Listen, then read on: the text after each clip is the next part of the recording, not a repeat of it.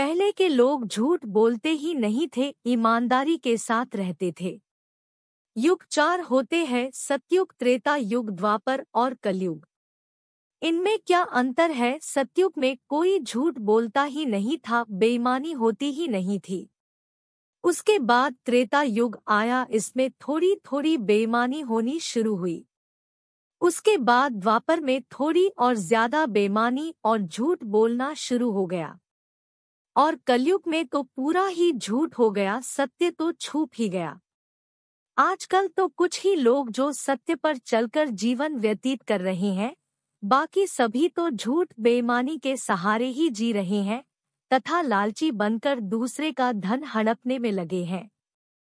अपनी वस्तु का उचित मूल्य न लेकर व्यक्ति लालच में दुगना तिगुना धन वसूल करता है और भाई ही भाई का हिस्सा हड़प जाता है तथा कोई किसी की भूमि पर अवैध कब्जा कर लेता है। यह सभी लोग मुफ्त का धन संपत्ति हड़प कर बड़े खुश होते हैं, और यह खुशी भी उन्हें पता नहीं, क्षणिक मात्र ही होती है। वह नहीं जानते कि उन्हें इसका फल जरूर भोगना होगा। व्यक्ति अपने हिस्से के उचित धन से ज्यादा जब भी धन बेईमानी से लेता है तो उसे उचित धन से अधिक धन का व्यय करना पड़ता है।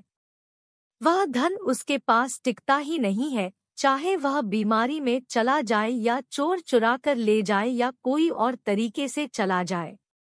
धन बेईमान व्यक्तियों के पास से चला ही जाता है और बेईमानी करने वालों को इसी जन्म में बुरे कर्मों का फल भोगना पड़ता है। और आजकल तो कोई कर्जा ले ले तो उसे चुकाना ही नहीं चाहता, सोचता है अरे नहीं दूंगा तो यह मेरा क्या कर लेगा, इसके पास तो बहुत धन है। उसके मन में बेईमानी आ जाती है, परंतु वह यह नहीं जानता कि यह गलत है। उसे कर्ज तो चुकाना ही होगा, चाहे इस जन्म में चुकाए या अगले जन्म में या उससे अगले जन्म में, परंतु कर्जा तो देना ही होगा। और यह कर्जा पीढ़ी दर पीढ़ी चलता रहता है जब तक कि पूरा कर्जा चूक न जाए।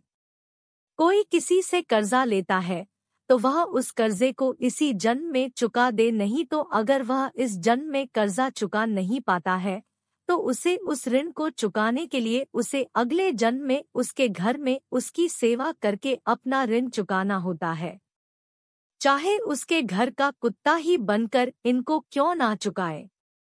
जब हम कुत्ता पालते हैं तो वह कुत्ता भी अपना कर्जा चुकाने के लिए इस जन्म में कुत्ते का जन्म लेकर अपने मालिक के घर की देखभाल करता है, और कुत्ते ने पिछले जन्म में अपने मालिक से कर्जा लिया होगा जो वह पिछले जन्म में चुकाना पाया होगा, तो इस जन्म में वह अपना कर्जा उतारने के लिए अपने मालिक के घर आया। ऐसा शास्त्र कहते हैं। हमें कर्ज कभी नहीं लेना चाहिए, और अगर 1 रुपया का भी कर्जा हो तो वह भी इसी जन्म में चुका देना चाहिए, अन्यथा 1 रुपया का कर्जा भी आपको ना जाने किस रूप में चुकाना पड़े, यह अटल सत्य है। युग जरूर बदल गए हैं, परंतु परमात्मा का नियम आज भी वही है जो हर युग में चलता आया है।